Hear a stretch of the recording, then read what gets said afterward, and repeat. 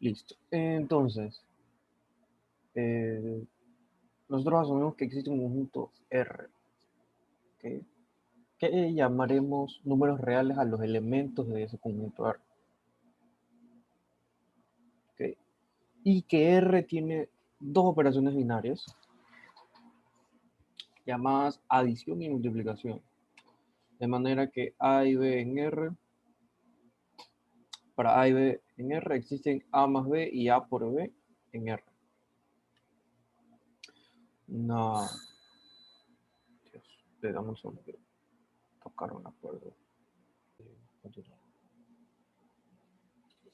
Entonces, una acotación importante sobre esto de A más B y A por B. A estas cosas, a estas operaciones, nosotros decimos que van de R con R a R. Y el producto también va de R por R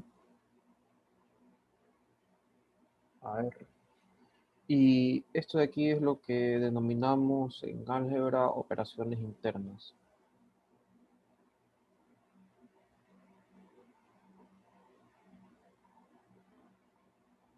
¿Okay? Más ejemplos de operaciones internas podemos considerar, por ejemplo, bueno, la suma en los naturales también es una operación interna. El producto de naturales también es una operación interna. Y dependiendo de cómo se defina, mejor dicho, podemos definir una resta en los naturales, pero eso ya no va a los naturales.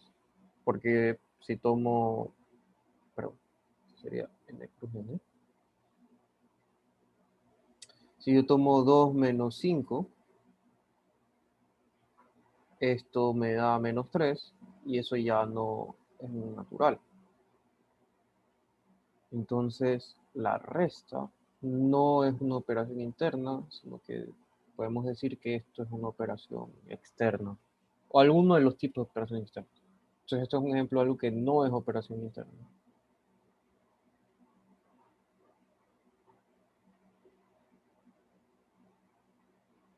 Tampoco es operación interna, digamos, la división. La división entre naturales no necesariamente es interna.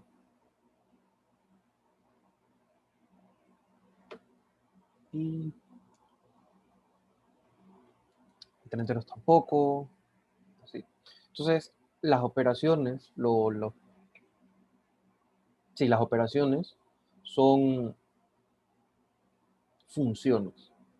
Son funciones. Y, o sea, lo que hacemos es A más B, o la suma de A y B, por notación la denotamos como A más B. ¿Ok? Y son funciones estrictas, o sea, sí están definidas para todo el dominio. En la mayoría de los casos se acepta que, que tiene que estar definida A más B, tiene que estar definido para todo elemento en R. Ok. Entonces, el número A más B lo determinamos en la suma y el número A por B lo tenemos el producto de los factores. Okay. Entonces, estas son las otras 9 propiedades. Algunos dicen 11, otros dicen 9. Los que dicen que son 11 son los que piden dentro de las propiedades que estas operaciones sean operaciones internas. O sea, si en algún momento van a leer otro libro y les dice, si R tiene estas 11 propiedades, se están refiriendo, bueno, las propiedades de campo, se están refiriendo a que existen y están en R. O sea, al comienzo, en lugar de P1 estaría P0, es operación interna. Aunque creo que ya es muy poco los que dicen esto, pero no. Primero, la suma es operación interna. Y aquí en P, pongámosle P 0.1, el producto es una operación interna también.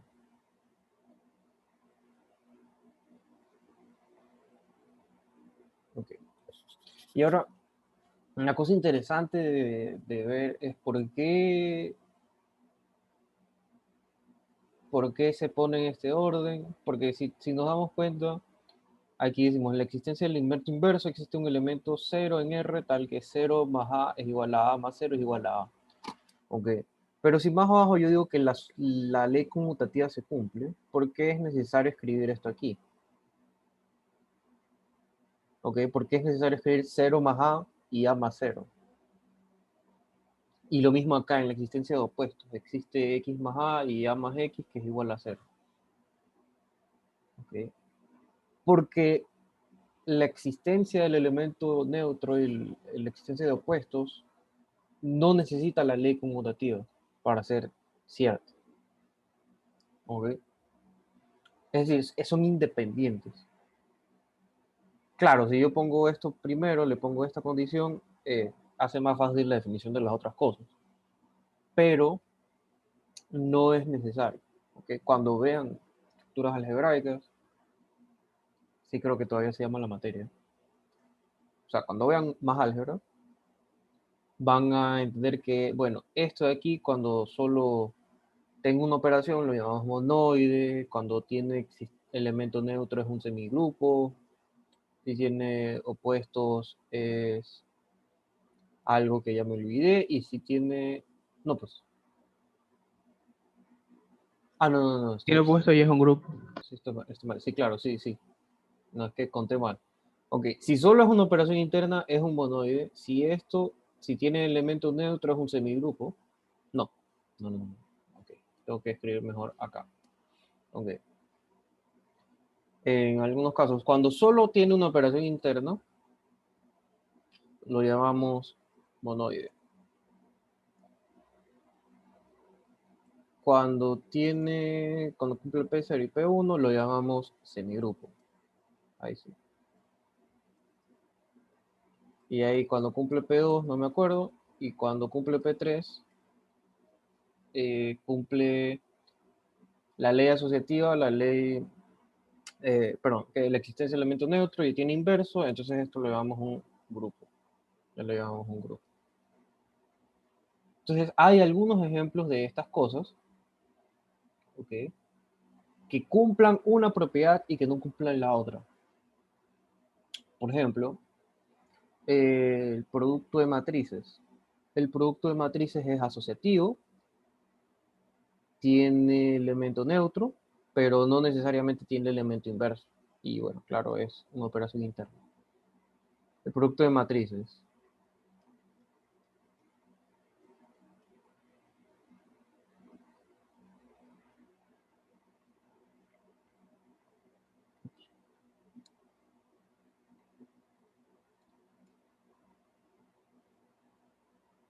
¿Qué más? Tenemos análogo al producto de matrices, tenemos la composición de funciones.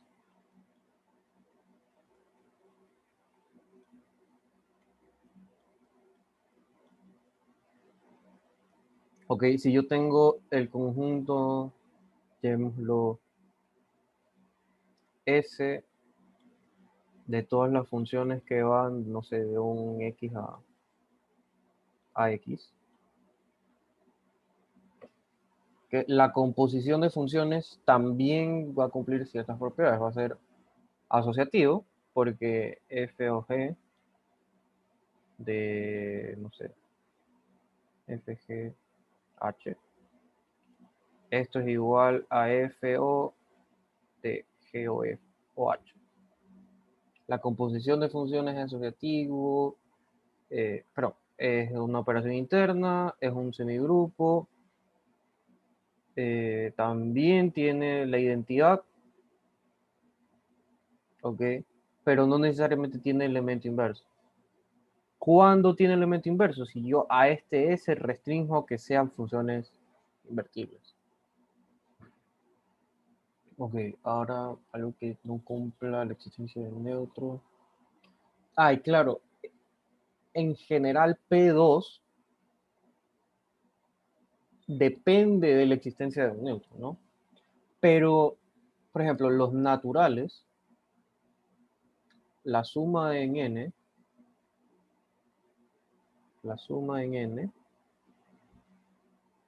es una operación interna, es asociativa, pero no tiene elemento neutro y no tiene elemento inverso. Bueno, si no hay elemento neutro no puedo tener inverso. Sin embargo, en n se cumple una propiedad muy importante, que es la ley cancelativa. ¿Okay? Si A, B y C están en n, entonces se cumple que A más B igual a C más B. Esto implica que A es igual a C. ¿Okay?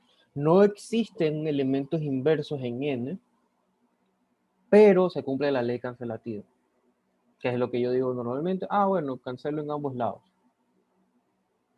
¿Okay? No necesariamente es cierto. Sí, y también sobre la conmutatividad. Normalmente, cuando una estructura algebraica cumple la conmutatividad, le decimos que es abeliano, por el matemático Abel. ¿Ok? Sería, por ejemplo, si es un grupo abeliano o grupo conmutativo, pero suena mejor grupo abeliano para algunos.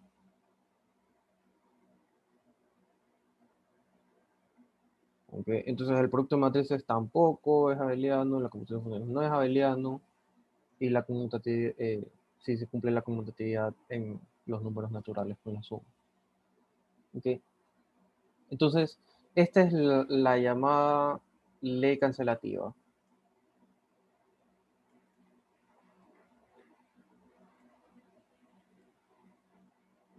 ¿Okay? Y trivialmente, por ejemplo, en R, con la suma, se cumple la ley cancelativa. ¿Por qué? Bueno, si sean X, Y, Z elementos en R, entonces nosotros tenemos que,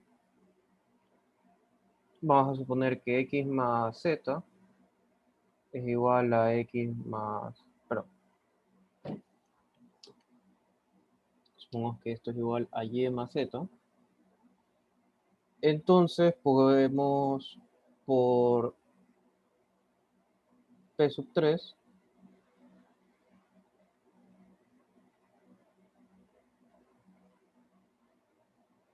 por P sub 3 existe menos Z, y por todas las propiedades que ya han demostrado, ese menos Z es único, pero no importa en este caso que sea único, simplemente existe un menos Z. Entonces tenemos esto, luego podemos asociar, esto me queda Z menos Z, esto es igual a Y más Z menos Z, y esto es por P sub 1, y entonces nos queda esto es X más 0 es igual a Y más 0, y finalmente X es igual a Y. ¿Ok? Y esto es porque 0 es el elemento neutro, y bueno, podemos poner aquí también que esto es por P sub 3, y esto es por P 2. Entonces, en los números que hemos llamado el conjunto de números reales, hemos dicho, con las propiedades que tenemos, podemos probar que se cumple la ley cancelativa. Okay. Ahora, la pregunta es, ¿se cumple la ley cancelativa en el producto?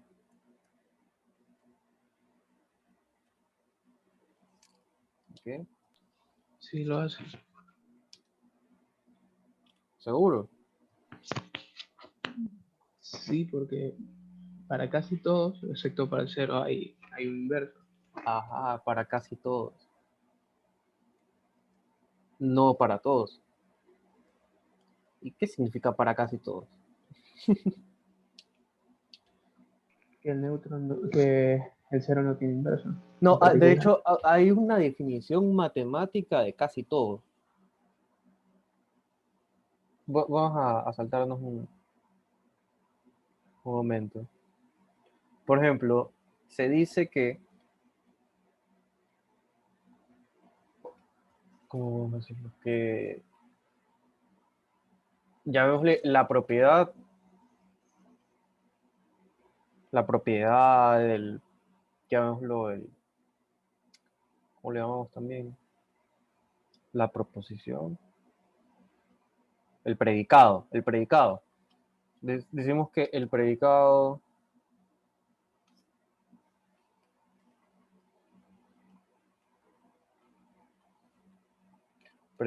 P se cumple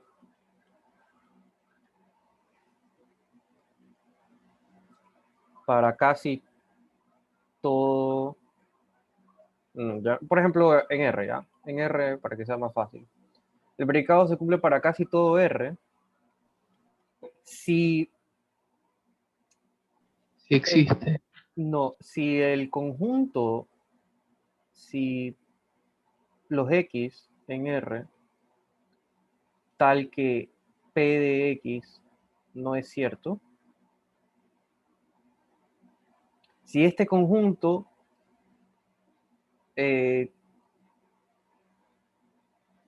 No es vacío. no, no, porque si el conjunto es vacío, entonces se cumple para todos los R. Y si se cumple para todos, también se cumple para casi todos, porque así nos gusta hablar a los matemáticos. Pero si este conjunto, la cardinalidad de este conjunto es finita, pongámosle que es menor que eso, menor que infinito.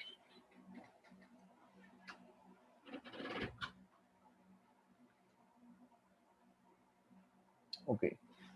Por ejemplo, la función 1 sobre x tiene dominio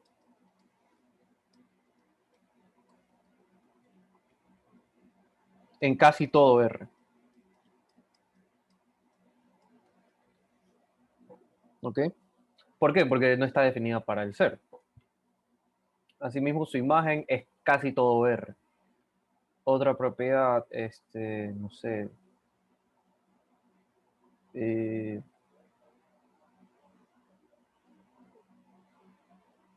hay algunas interesantes. Por ejemplo, f de x igual, o sea, decir que f es igual a g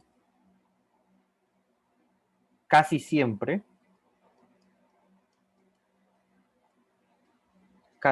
significa que f de x es igual a g de x, pero el conjunto de estos, si y solo si el conjunto de los x en R, tal que f de x es distinto de g de x, es menor que infinito. Por ejemplo, yo puedo tener una función, definir funciones, no sé, así. Tengo esta función, f, y encima definir la función g, donde, por ejemplo, aquí en lugar de ser esto, se vaya acá, y luego otra vez venga por acá.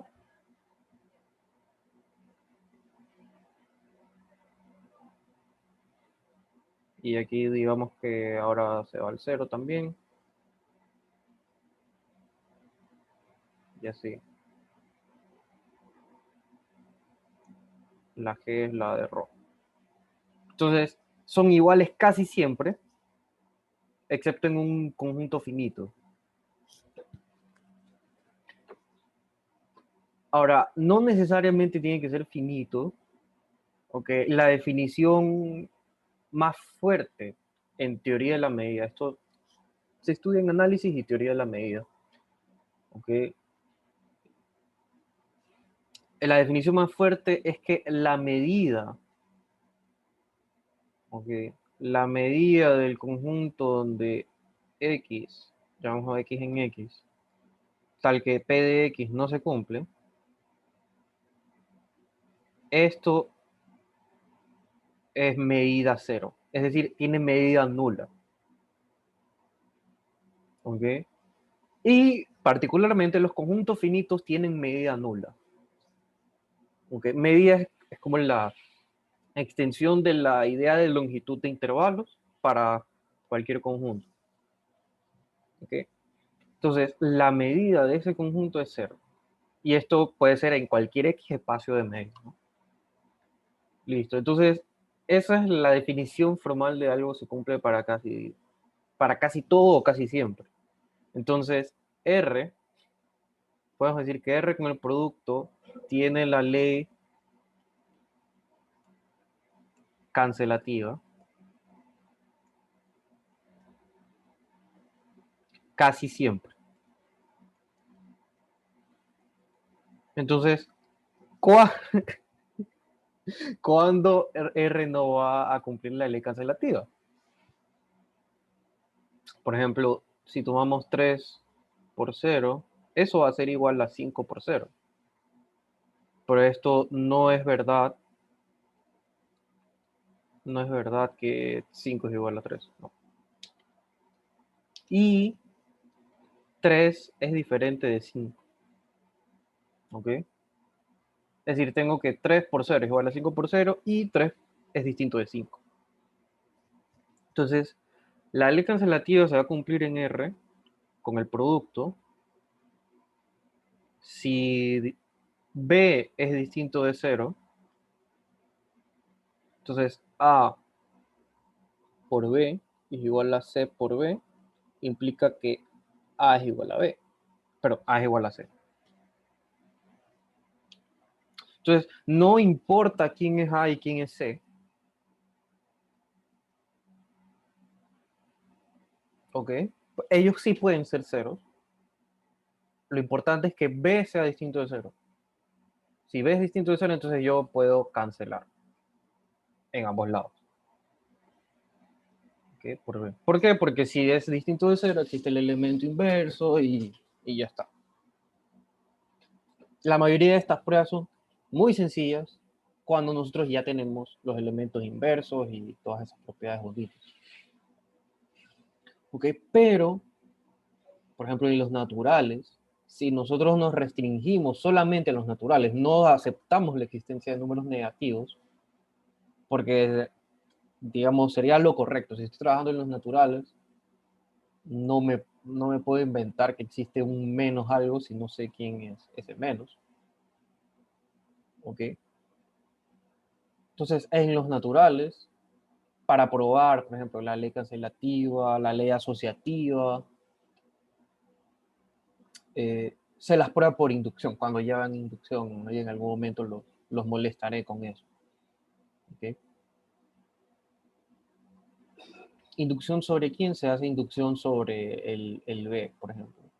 Bueno, se cumple para el 1, si A más 1 es igual a C más 1, entonces tenemos que el sucesor de A es igual al sucesor de C, y entonces A es igual a C, porque el sucesor es inyectivo. Perfecto. ¿Qué más? Bueno, entonces supongamos para que se cumple para un M, entonces veamos qué pasa con A más N más 1 y con C más N más 1. Ah, pero N más 1 es el sucesor, perdón, por propiedades de números naturales, yo tengo que esto es esto, no por la asociatividad, sino por definición, esto es el A más N más 1. Y por el otro lado también vamos a tener AC más N más 1. Y ahora tengo el sucesor de A más N igual al sucesor de C más N. Entonces A más N es igual a C más N. Y por hipótesis inductiva eso me lleva a que A es igual a C. Y listo. Aunque si lo quiero hacer, o sea, en este caso la ley cancelativa no depende de la asociatividad, pero si yo pruebo la asociatividad, o sea, también la podré usar, que no es necesario. Pero la asociatividad también se la prueba por inducción. Sí, ok, entonces la ley cancelativa. Y claro, esta idea es importante por ejemplo, en estos errores de demostración. Los típicos videos también que se encuentran en YouTube, sí, que bueno, si tomamos esto y llegamos a una contradicción en los números, que 2 es igual a 1, que 0 es igual a 1, no sé, que pi es igual a 0, etcétera, ¿no? Entonces, aquí hay un pequeñísimo detalle, ¿no? Que bueno, spoiler, Para hacer. si estoy dividiendo para 0, y eso no podemos hacer. En los números reales no podemos dividir para 0, y me parece que en ningún campo se puede dividir para 0. Hay casos donde la multiplicación, o sea, donde existen los divisores de 0, que sí, me parece que ya trabajaron con los conjuntos finitos, ¿no? Por ejemplo, si tomo 0, 1, 2, 3, sí. Si yo tomo Z4, entonces 2 por 2 es igual a 4 y esto es congruente al 0. Entonces, encontré dos números que multiplicados me dan el 0. ¿Qué más? Si yo tomo, por ejemplo, Z9, pues voy a tener 0, 1, hasta el 9, hasta el 8, perdón. Y si multiplico 3 por 3, eso es 9, y eso es el 0 también.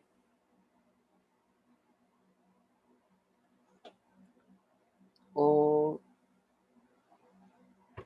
¿qué más? Sí. Entonces, en conjuntos finitos también, cuando defino sumas y productos, también puedo llegar a ciertas estructuras que no cumplan todas estas propiedades.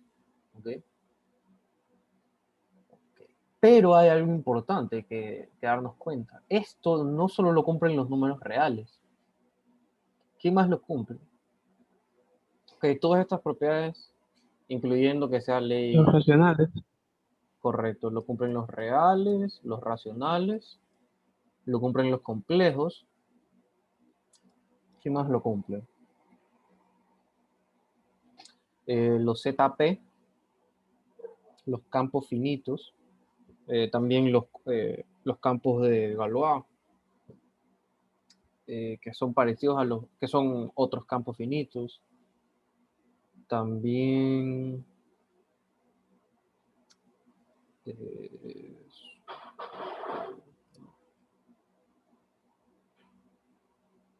Z raíz de 2. No, racionales raíz de 2. sí, exacto. Bueno, todas las extensiones de campos en general, si K es un campo, K con esta cosa, todas las extensiones de cuerpos también son campos, perdón. Y bueno, esto es también R con I, en fin, pero eso ya escapa a la materia, creo. Y de hecho a la carrera, porque esto no se ve en estructuras algebraicas. Me hubiera gustado que se vea, pero lastimosamente no fue así. ¿Qué más?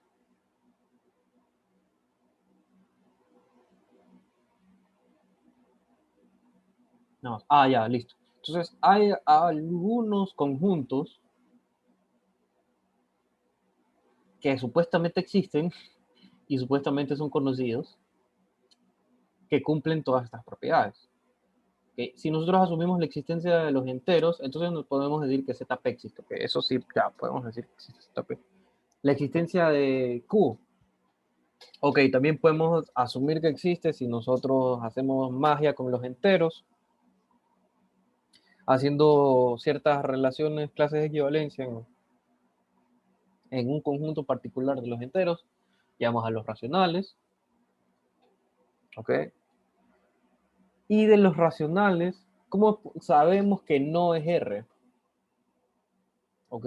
Entonces, sabemos que hay ciertas propiedades en Q que no se cumplen. ¿Ok? Entonces nosotros decimos que R completa a Q en ese sentido. ¿Ok? ¿Por qué? Porque R tiene tres cosas que deseamos. Tiene, primero, que es un campo. No solo es un campo, sino que es un campo ordenado.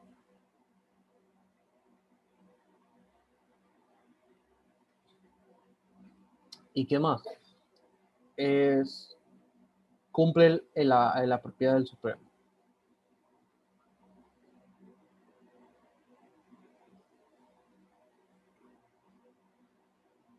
Que eso lo van a ver más adelante. ¿Pero qué significa la propiedad del supremo?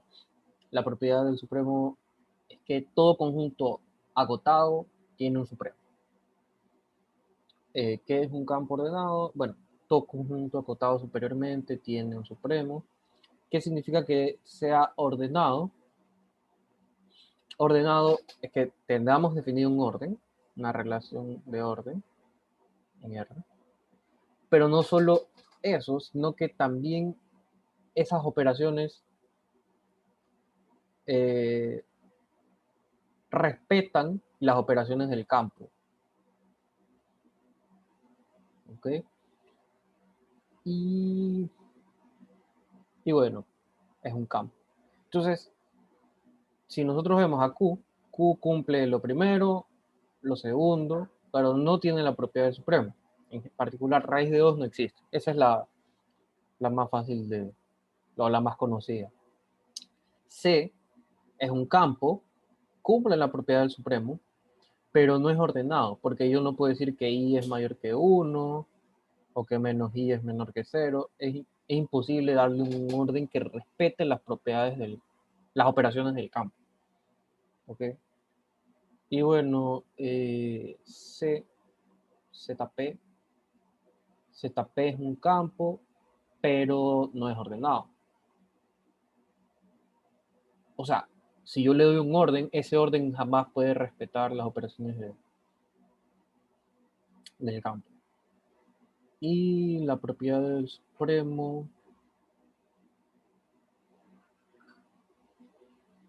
La propiedad del supremo, bueno, como es un conjunto finito y puedo definir que está acotado y todo, entonces sí, ZP cumple la propiedad del supremo, trivialmente. ¿Ok? Pero R no es el único conjunto que cumple esto. Por ejemplo, si yo considero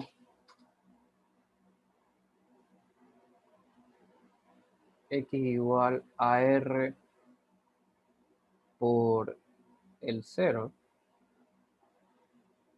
es decir, todos los X0, tales que X está en R, este conjunto cumple todas las propiedades de R.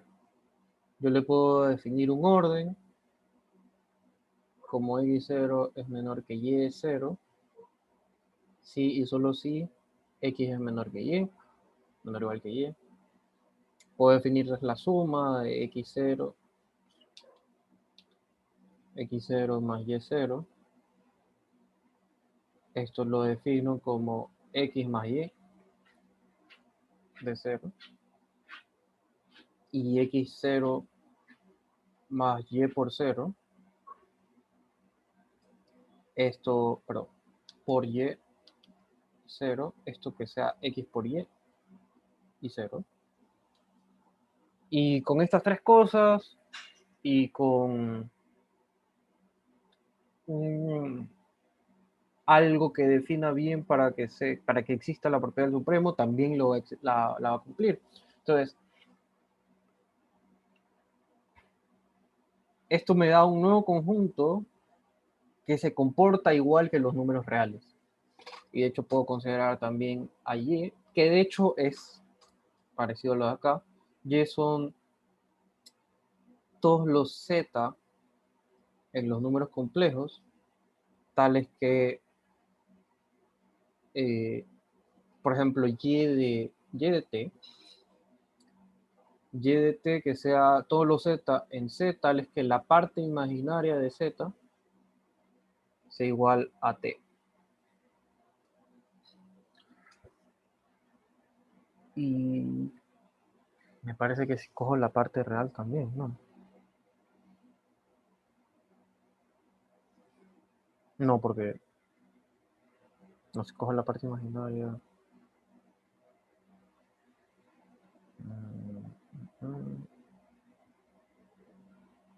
X. No sería. No sería exactamente con las mismas operaciones de los complejos. Así que mejor llamémoslo Y0. Tal es que la parte imaginaria es 0. Que esto en particular se ve como X más Y por 0. Es decir, son casi la misma cosa. Son casi la misma cosa. Eso es lo importante. ¿Okay? Entonces, R no es el único conjunto que cumple las tres propiedades. Pero si uno va a Wikipedia, le va a decir, sí, R es el único conjunto que cumple eso. Entonces, ese conjunto le llamamos los números reales. Pero no, pues no es único. Si yo veo que este X y Y0 cumplen esas propiedades, ¿okay? Pero son casi lo mismo, ¿verdad?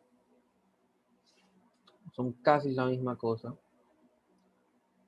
Entonces, ¿cómo digo que son lo mismo? Entonces, son idénticos X, Y0 y R son idénticos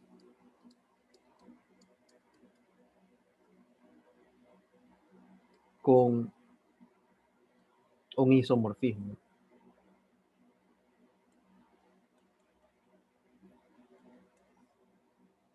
¿Ok? Entonces, lo que normalmente decimos es que R es único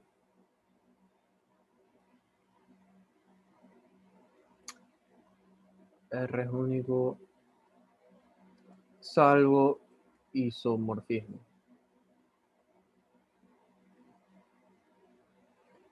Es decir, que si yo encuentro otro conjunto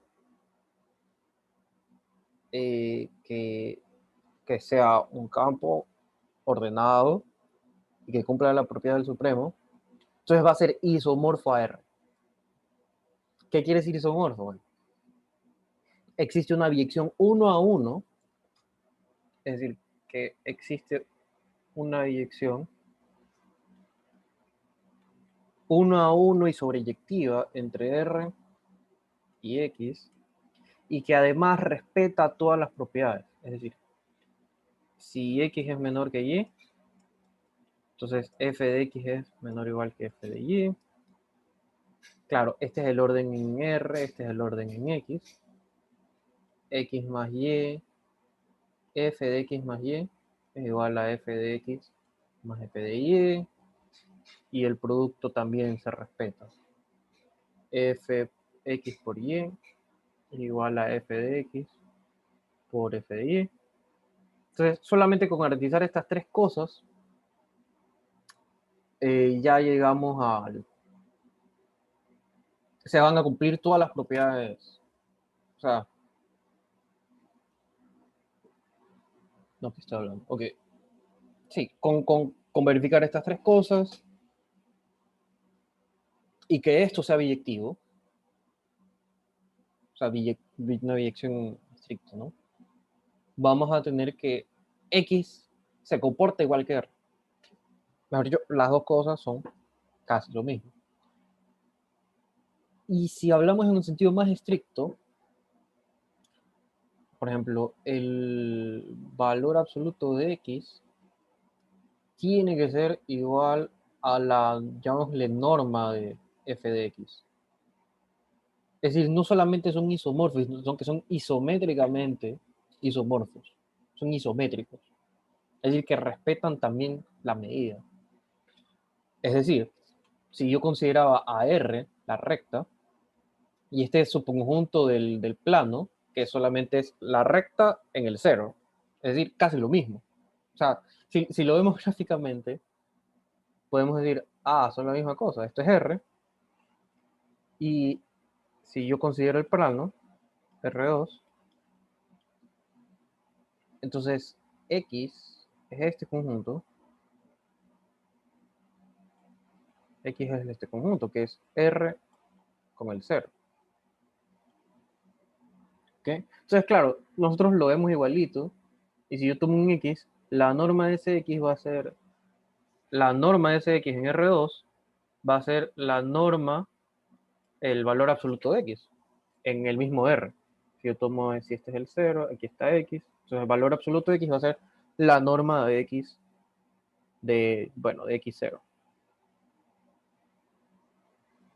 Así mismo, si yo veo esto en lugar de que sea R2, lo veo como el plano complejo, entonces igual, es la parte imaginaria de 0 y así. Y así también, la norma de este número complejo va a ser igual al valor absoluto de este número de acá, de este número real. ¿Ok? Y lo interesante de este conjunto es que este más y este por no es que lo defino arbitrariamente, sino que, bueno, sí es algo arbitrario el producto.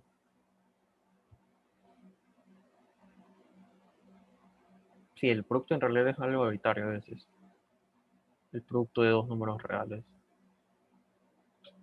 Pero si yo lo veo en cambio como el producto en los complejos, este producto sí tiene, digamos que tiene sentido.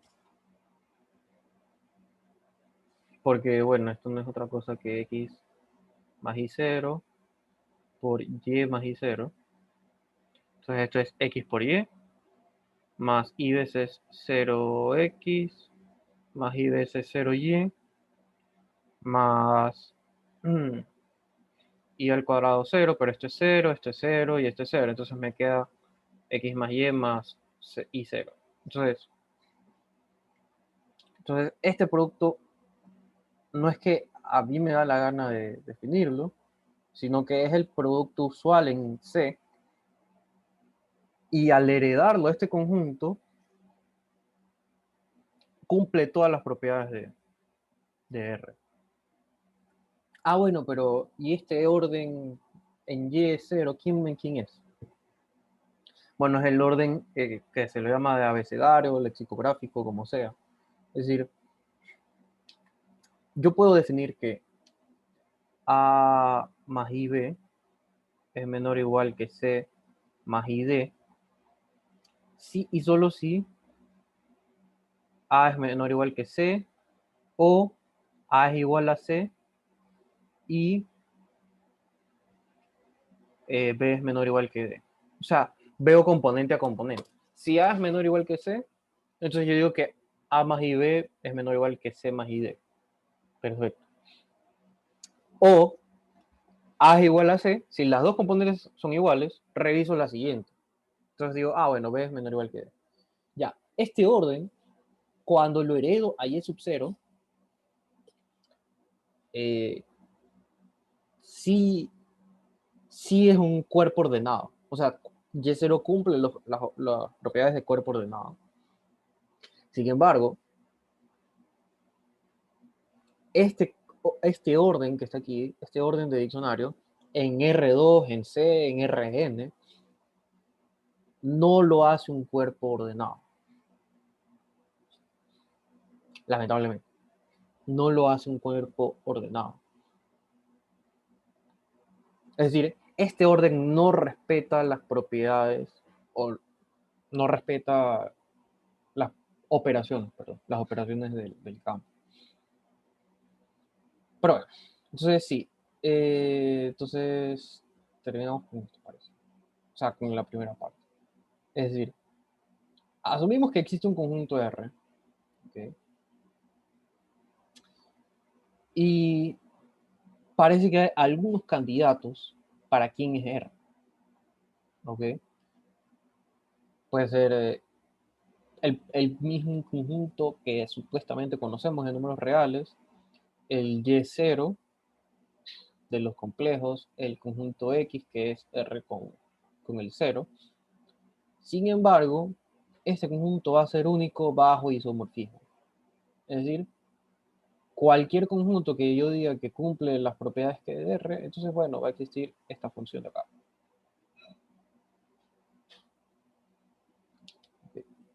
Va a existir esta función de acá. Que cumpla todo esto. Y, si no me equivoco, también tiene que cumplir esto. O sea,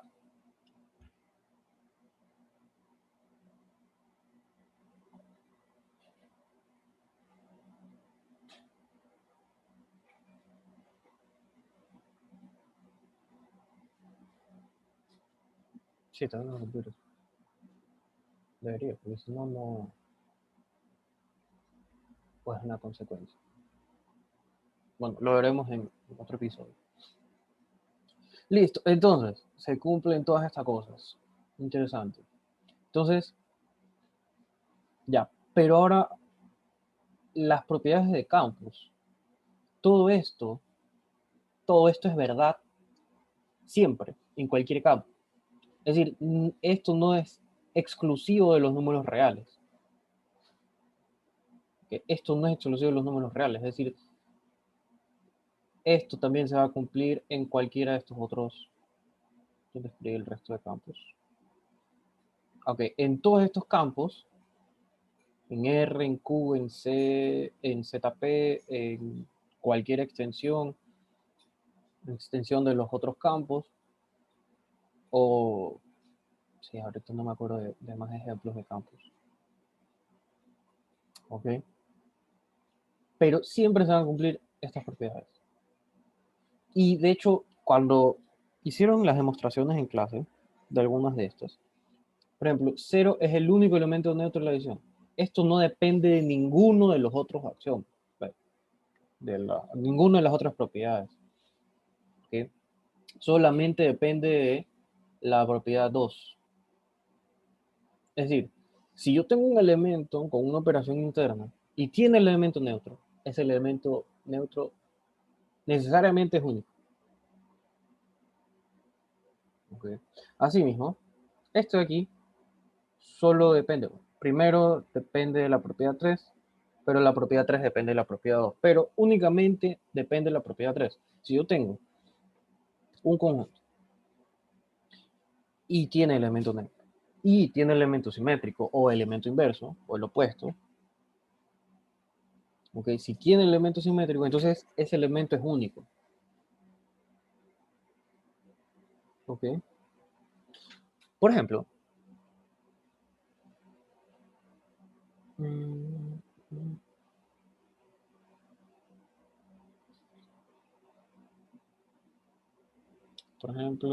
en las matrices cuadradas, limitémonos a las cuadradas,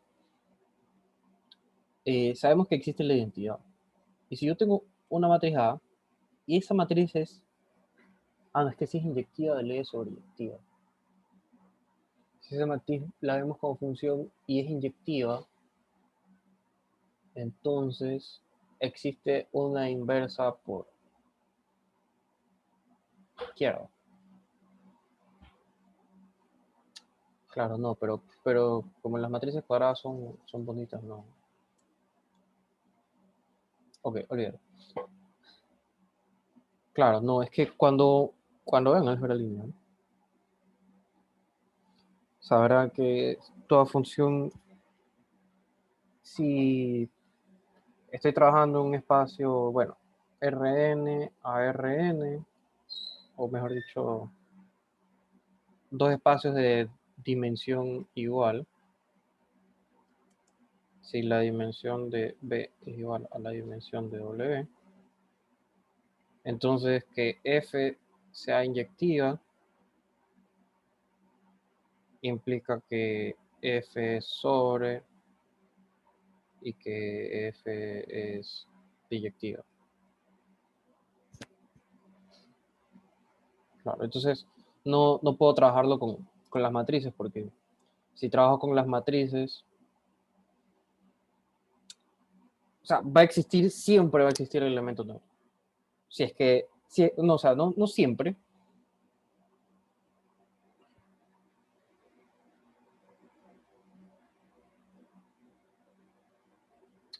O sea,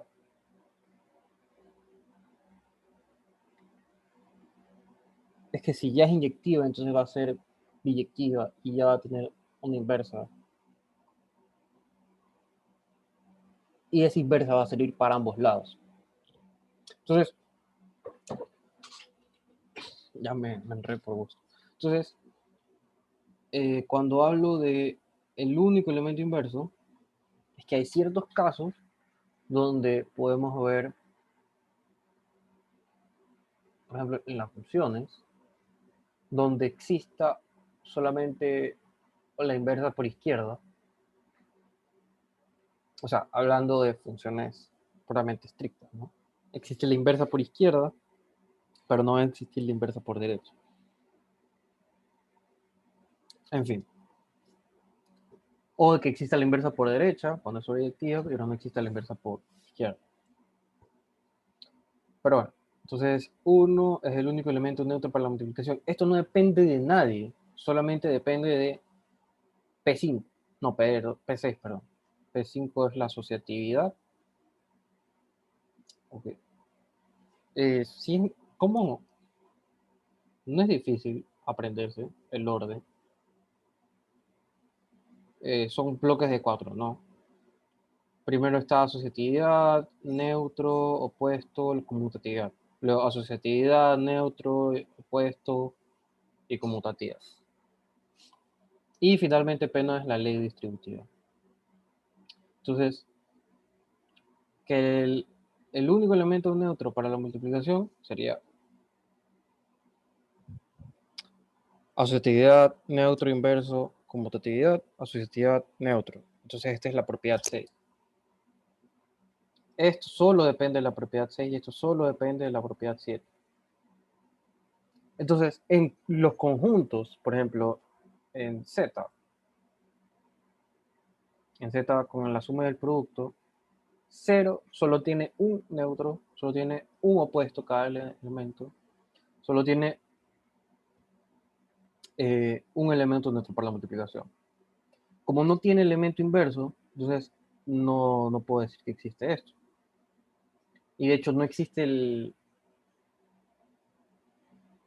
elemento inverso para ninguno, excepto el 1, porque el 1 es su propio inverso. Ajá. El menos 1. Bueno, para el menos 1 también. Bueno. Entonces, a lo que quiero llegar es que esto no es exclusivo de los números reales. Estas propiedades se cumplen dependiendo de las propiedades del conjunto y las operaciones donde estemos trabajando. ¿Okay?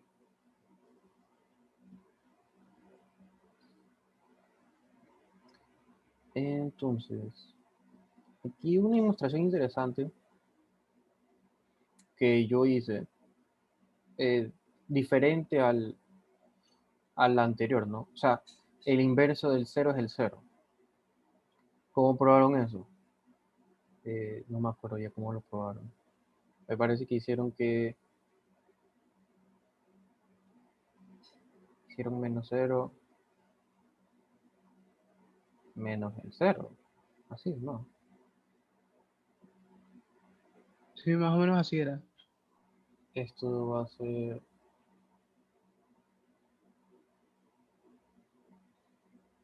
No recuerdo exactamente cómo hicieron la demostración, pero, o sea, porque yo le hice diferentes versiones. No, claro, bueno, o sea, yo le hice diferente. Lo que hice fue usar lo anterior que ya mostramos.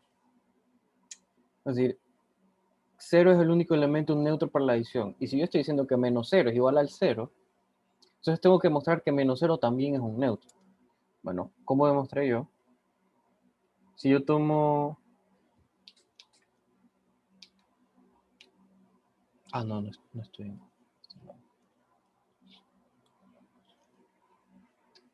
A ver. Si yo tomo menos 0 más A, o sea, si A está en R, menos 0 más A es igual a menos 0 más 0 más A. Y esto es por P2. Y ahora esto es menos 0 más 0 más A por asociatividad. Y esto me da menos 0 más 0 es 0 por la propiedad 2. Y esto por la propiedad 2 también.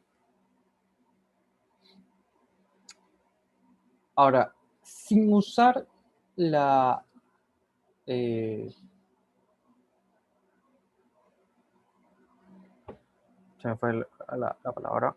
Sin usar la conmutatividad, yo también puedo llegar a que eh,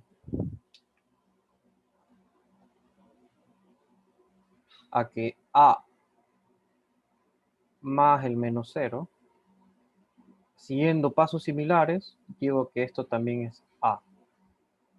Entonces, ¿qué tengo? Que menos 0 más A es igual a 0 menos A menos 0 y es igual a A. Entonces, menos 0 es un neutro. ¿Ok? Y si es un neutro,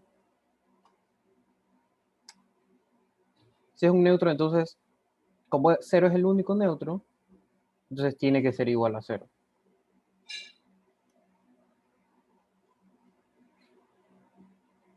Asimismo con el menos 1, el inverso de 1 multiplicativo. Bueno, ¿qué pasa si hago menos 1 por A? Es igual a menos 1 por 1 por A por la propiedad 5 o 6, propiedad 6. Ahora esto es menos 1 por 1 por A por la propiedad 5 por la asociatividad. Y ahora el inverso de 1 por 1, esto es igual a 1 por A. No, en realidad esto es por la propiedad 3. No, esto sí es la propiedad 1, es por la propiedad 3. Porque estoy sumando inversos. Entonces eso me tiene, opuestos me tiene que dar el 0. Así mismo acá, esto es por la propiedad 7. El inverso de 1 por 1 es 1. Y ahora 1 por A, eso me da A por la propiedad 5. Entonces, llegué a que el inverso de 1 por A es igual a A. Entonces, el inverso de 1 es un neutro para la multiplicación. Pero el neutro es único. Entonces esto tiene que ser igual a 1. En ese caso tenías que demostrar las otras propiedades. ¿Perdón? En ese caso tendrías que demostrar las otras propiedades, las que seguían a, bueno, a 2, a propiedad 2. ¿Perdón? Digamos, pero antes tendrías que demostrar todas Claro. O sea, las tendría que propiedades. demostrar todo esto de acá. Ajá. Claro, sí. Me parece que hicieron el 1 y el 2 en clase y que el 3 y el 4 les mandaron de ejercicio. Así que por eso estoy indiscretamente usando eso, ¿no? Pero sí, me parece que probaron el 1 y el 3. Entonces, bueno, podemos probar el 3 y el 4. Eh, el neutro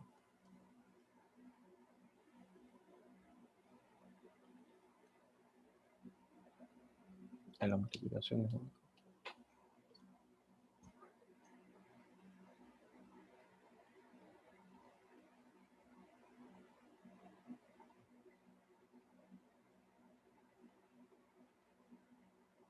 Bueno, supongamos que supongamos que existen, ¿cómo los podemos llamar? Que existen X y X' en R neutros.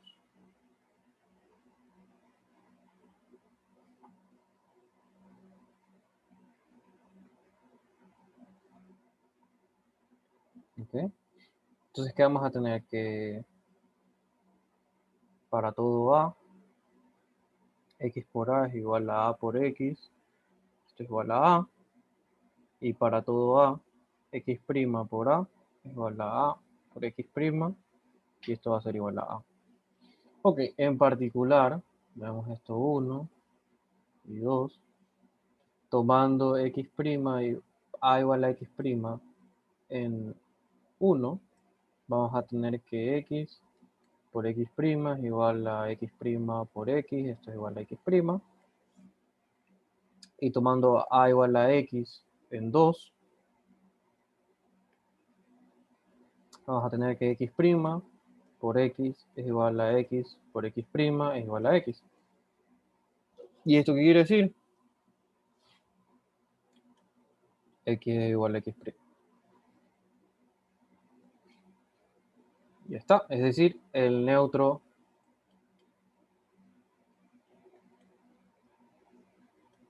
como supuse que tengo dos elementos que, si yo tomo dos elementos que supuestamente son neutros, entonces voy a hallar que son iguales. Entonces el neutro de la multiplicación es único.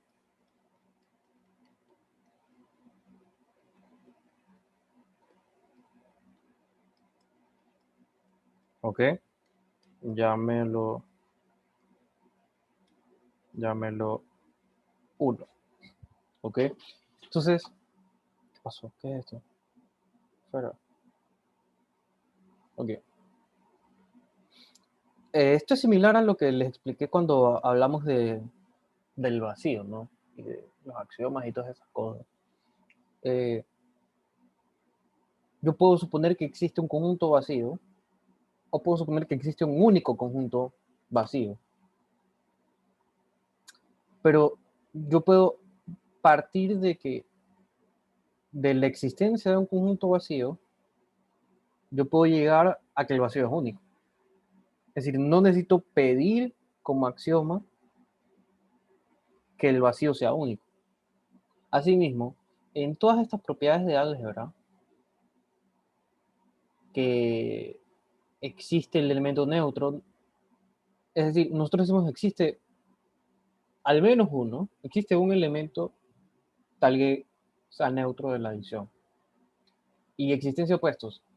Dado X existe al menos dado A existe al menos un elemento que lo llamamos como el inverso aditivo. Y así mismo existe al menos un elemento que es el neutro del producto y existe al menos, bueno, y esto es importante cuando trabajamos con los campos, ¿no? El 1 es distinto de 0. Y existencia de inversos, dado un elemento no nulo, existe el inverso de la multiplicación. ¿Ok? Bien pudimos haber puesto en todos que existe un único, existe un único, existe un único.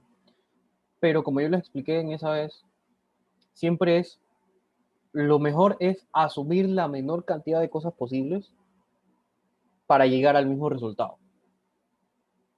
¿Verdad?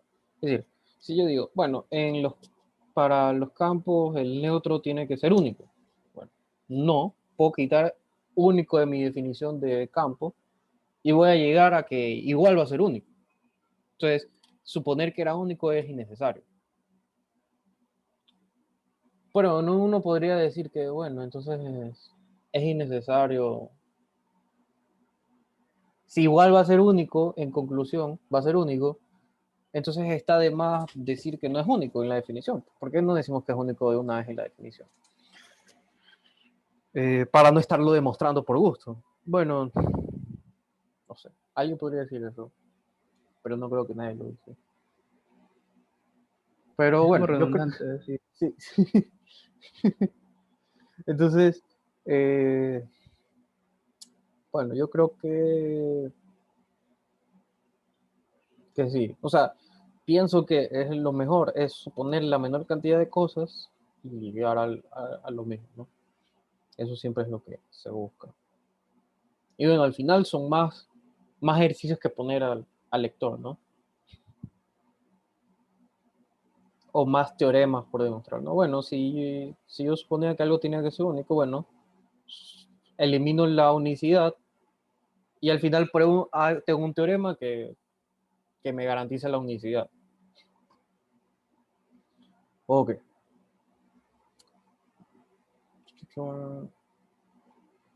Ahora sí, vamos a ver unas propiedades más interesantes. Por ejemplo, estas de aquí me parece. Todas estas de aquí son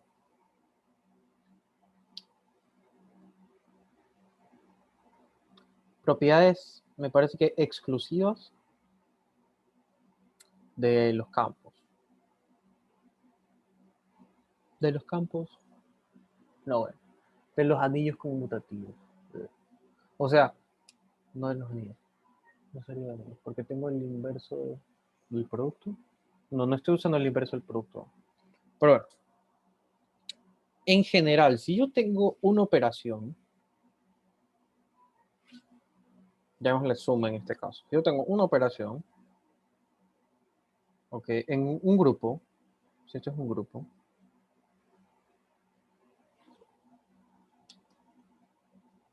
el grupo, no sé, R con la suma, no, porque ese grupo es abeliano. Bueno, un grupo G con la suma, entonces,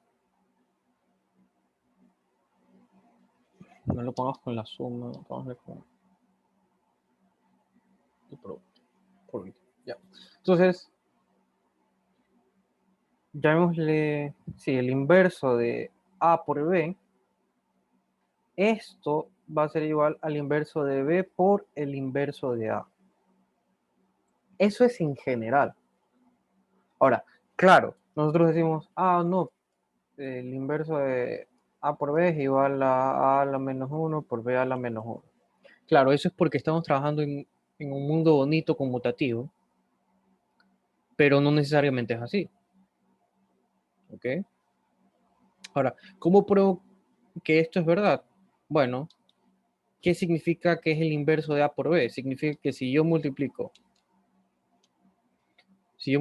B a la menos 1 por A a la menos 1 por A por B, esto me tiene que dar la identidad del grupo, ¿no? Normalmente a las identidades se los identifica con E, pero bueno, no vamos a entrar más en álgebra de lo que necesitamos. ¿Ok? Entonces, o sea, queremos llegar a esto. Debemos llegar, sí, debemos llegar a esto de acá.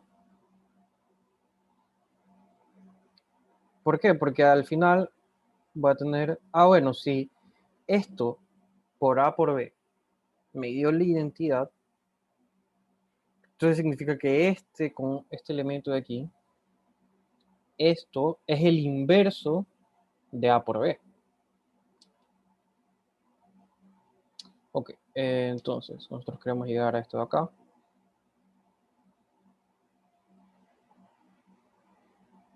Ok, entonces, bueno, es facilísimo de ver, ¿no? Esto es A a la menos 1 por A por B. ¿Por quién? Por la asociatividad. Bueno, no estamos en los reales, así que digamos solo asociatividad.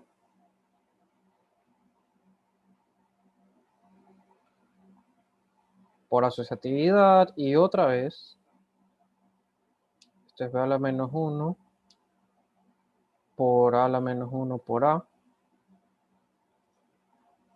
por B. Y esto nuevamente es por asociatividad.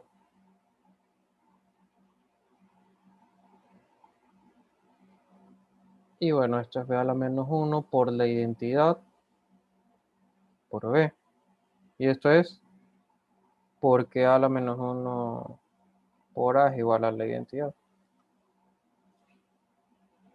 Y esto me queda B a la menos 1 por B. ¿Por qué? Porque uno es neutro. Por el neutro.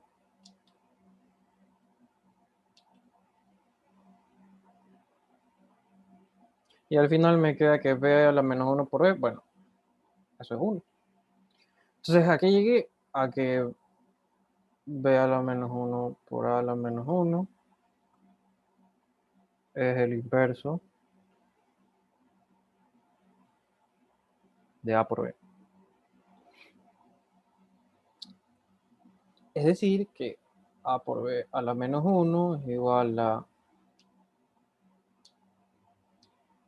B a la menos 1 a la menos 1.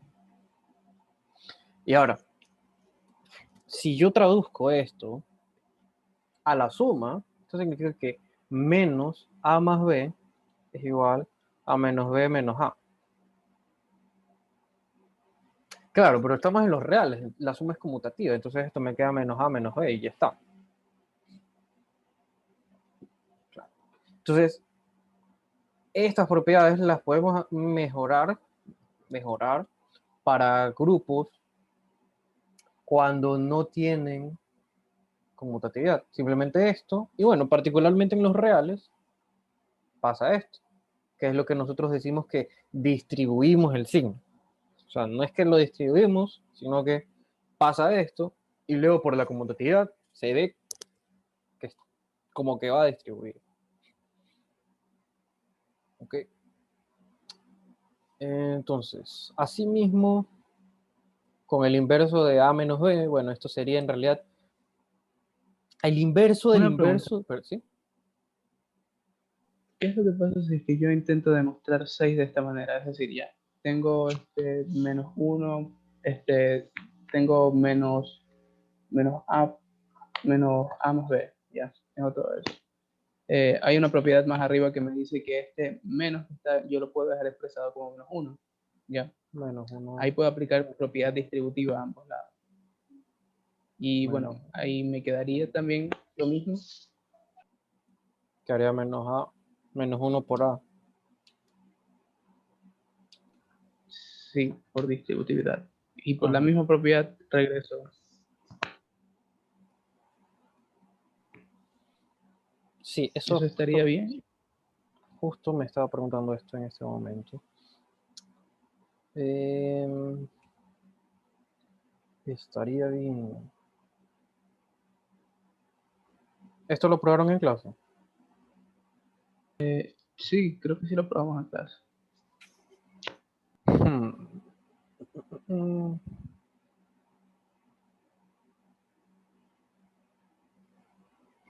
Ok, tengo que probarlo otra vez. A ver, veamos qué pasa con esto, ¿no? Tenemos menos A es igual a menos 1 por A.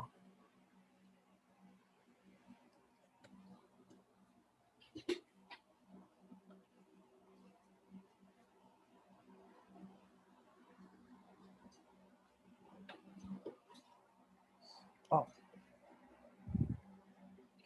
a ver, entonces tengo que ver que menos 1 por A más A tiene que darme, cero. Si me da 0, entonces significa que este es el opuesto de A. Y es decir, entonces va a ser menos A. Entonces, esto es igual a menos 1 por A más 1 por A. Y esto es igual a menos 1 más 1 por A. Y esto es igual a 0 por A. Y bueno, simplemente para tenerlo aquí, 0 por A es igual a 0 más 0 por A. Y esto es igual a 0, a 0 por A más 0 por A. Y bueno, si Tomamos en cuenta que ya probamos la ley cancelativa. Entonces, puedo cancelar aquí, me queda que 0 es igual a 0 por A. Entonces, aquí me queda que esto es 0. Y entonces así, menos 1 por A es igual a menos A porque el inverso es único. O sumo por menos A en ambos lados y me queda menos A. Entonces, ok. Hmm.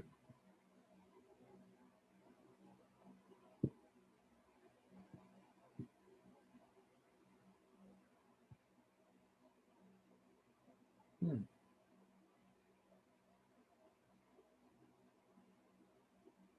Vaya.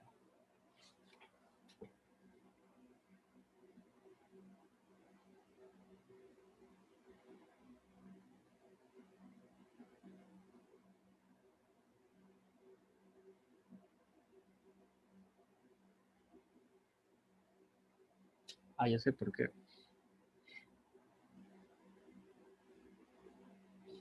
O sea, la demostración está bien.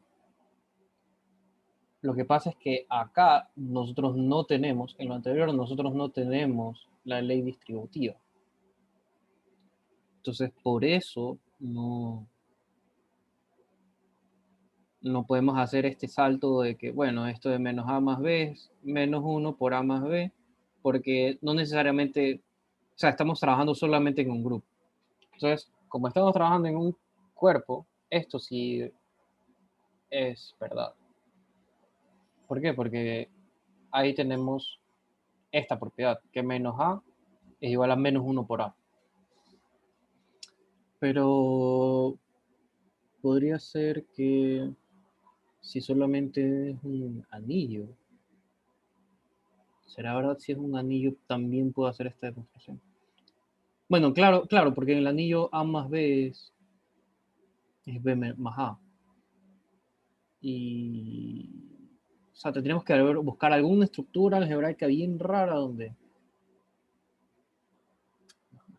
Sí, sí. No, porque ese anillo no tiene elemento inverso en particular. El anillo sí tiene el inverso del suma.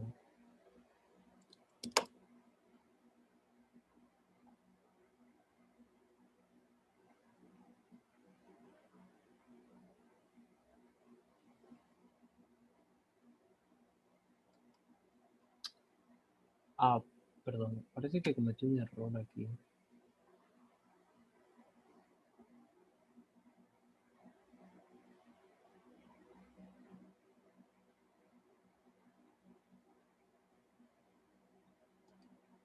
Sí, sí, sí, sí, ya me di cuenta que estaba mal. Entonces, sí, monoide es esto acá abajo. Que como los dos son con M, no estaba seguro. Cuando solamente es una operación interna se llama magma. Monoide es cuando cumple P1, P2 y P0, P1, P2. Y grupo es cuando tiene elemento simétrico. A ver. No, cuerpo, dominio de integridad, no, eso también tiene conmutatividad.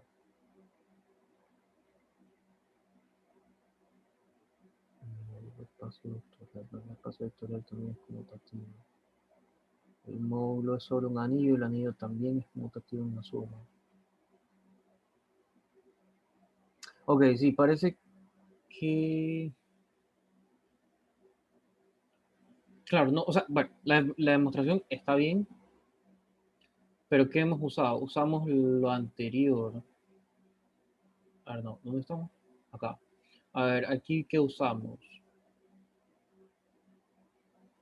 Usamos solamente que... Bueno, que existe la identidad del producto, de la multiplicación. Existe el neutro para la multiplicación Entonces estamos usando P56, P6 y ya. Entonces eso es lo primordial. Y acá -1 usamos P3, que para cada elemento existe el inverso aditivo, entonces el inverso aditivo de 1. Y al sumar esto llega a esto, entonces, y en la de acá estamos usando la propiedad 9. Entonces, si esto lo quisiera decir, lo quisiera generalizar, no podría, porque tendría que tener un inverso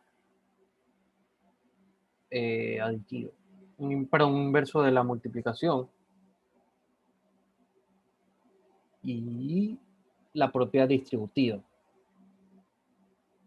En cambio acá no podía hacer eso porque primero solo conozco la suma o solo conozco el producto, y aunque conociera otra aplicación, otra operación, no sabría si se distribuye.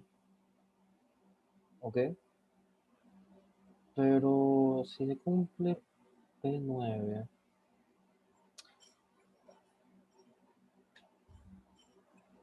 si se cumple la distributividad, entonces parece que la conmutatividad de la suma saldría de gratis. Estoy mal.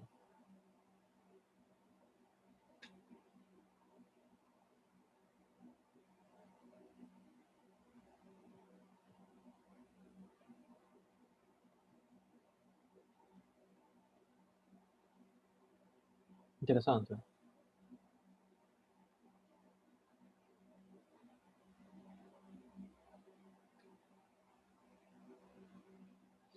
Porque claro, o sea, si yo solo supongo P1, asociatividad, elemento neutro, elemento inverso, y no supongo conmutatividad, y supongo que existe elemento inverso, y supongo que se cumple la distribución, entonces esto implica conmutatividad de la suma.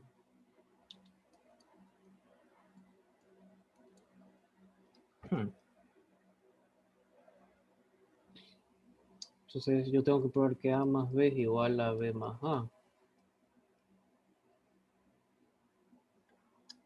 Okay, entonces hagamos menos A menos B menos esto, a que es igual. Es igual a menos 1.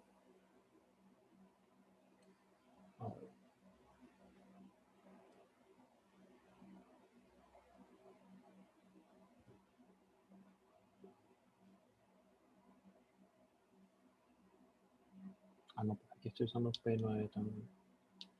También estoy usando distributividad, o sí, la distributividad. Y aquí estoy haciendo...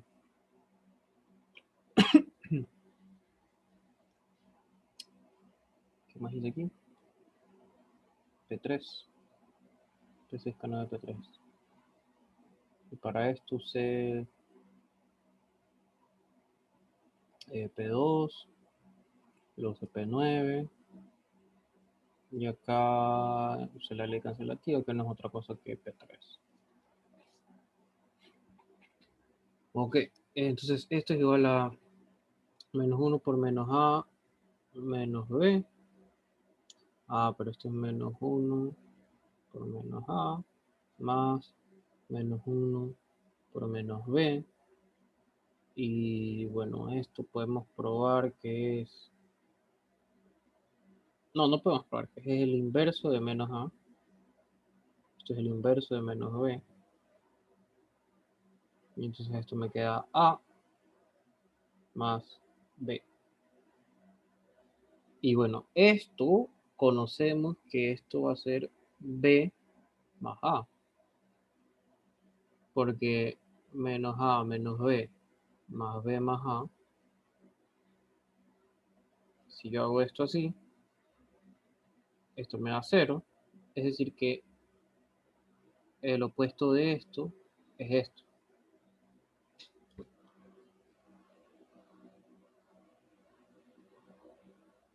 Y entonces B más A es igual a A más B. Ok, esto es...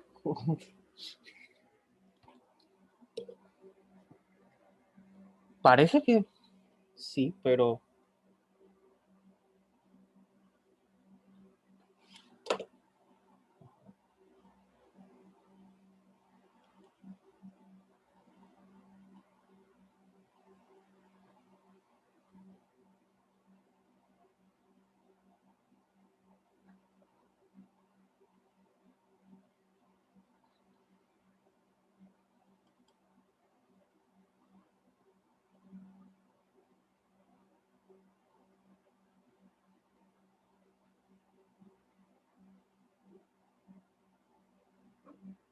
Interesante.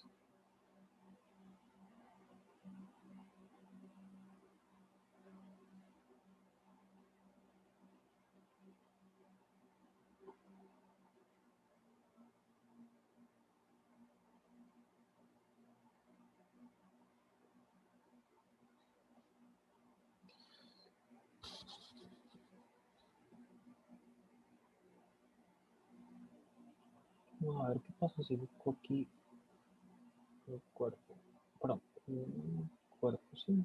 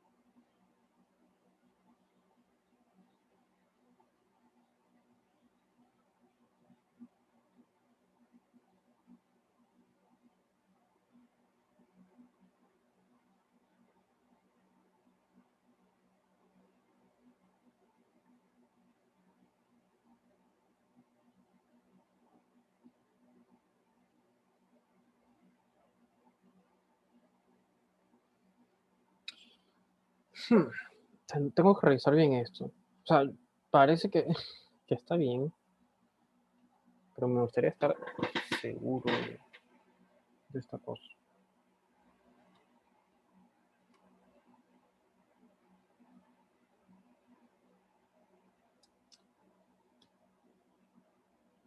Claro. A ver, aquí pongamos que menos 1 para igual a menos A. Ahora eso del opuesto, ¿dónde está aquí? ¿Verdad? El opuesto del opuesto es esto.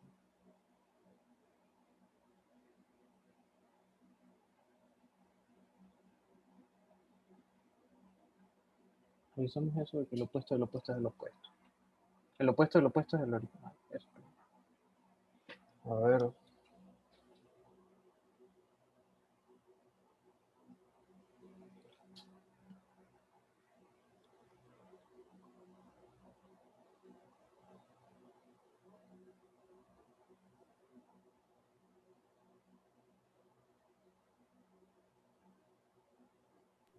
Si digo que esto tiene que ser A. Ah, igual. Perdón. Más menos A, y eso es igual a 0. Claro, pero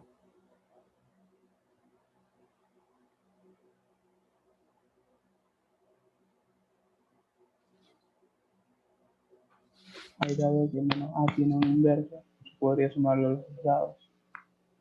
Y ahí te queda exactamente A. o sea, claro, sumo A y sumo A. Me queda que menos A es A. Diría que sí. Creo que está bien. Claro. Ujú. Entonces no usamos tantas cosas raras aquí.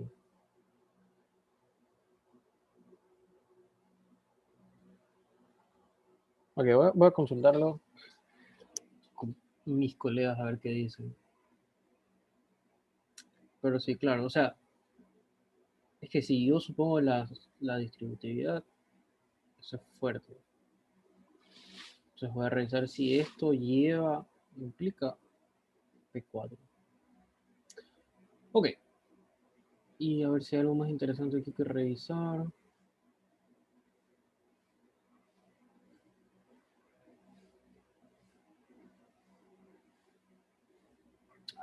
Este 11 es interesante. Si AX igual a para algún número distinto de 0, claro.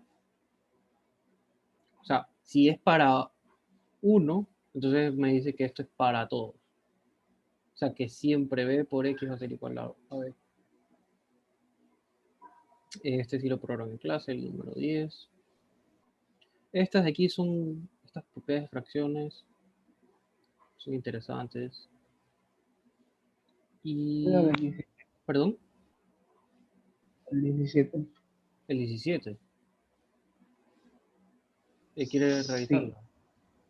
sí. Ok. B es distinto de 0. Son no nulos. Entonces, AB más C por D. Esto es AD más CB sobre BD. Ok. Bueno, hay que transformar esto a expresiones de aquí y llegaremos a esto de acá.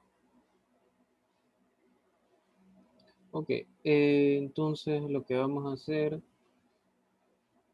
esto es lo mismo que A por 1 y esto es lo mismo que C por 1. Y bueno, ¿quién es 1? Bueno, 1 es lo mismo que D por D a la menos 1.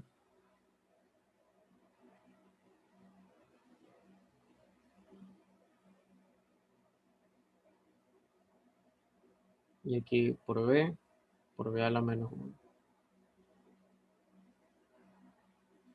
Solamente para llenar el tiempo voy a hacer todo. Okay. Entonces esto es por P6, esto es por P7. Ok, y ahora esto es AD de a la menos 1 por B a la menos 1 más C por B a la menos 1 por D a la menos 1. Esto es por P5 y esto me queda AD por D a la menos 1 B a la menos 1 más CB B a la menos 1 D a la menos 1 otra vez por P5. Esto es AD y esto es por BD a la menos 1 más CB por DB a la menos 1 y esto es por, bueno, por lo anterior, ¿no? Esto lo vimos hace un momento. Si yo tengo el producto o la suma de dos elementos, el inverso es dándole la vuelta. ¿Ok? Por lo anterior.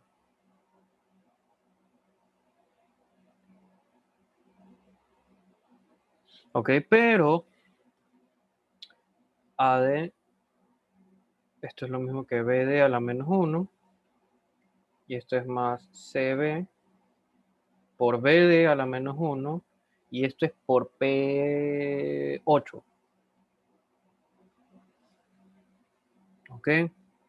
Y ahora yo puedo decir que esto es AD más CB por BD a la menos 1. Esto es por P9. Y finalmente, esto es AD más CB sobre PD por definición de fracción, digamos, ¿no? O de, no sé cómo le llamaron. Por definición de la fracción, esto es esto. Y esto. Y usamos la conmutatividad en este paso importante, la conmutatividad del producto. En este paso muy importante. Es decir, si no fuese por la conmutatividad del producto en los números reales, esto no sería cierto. Ok.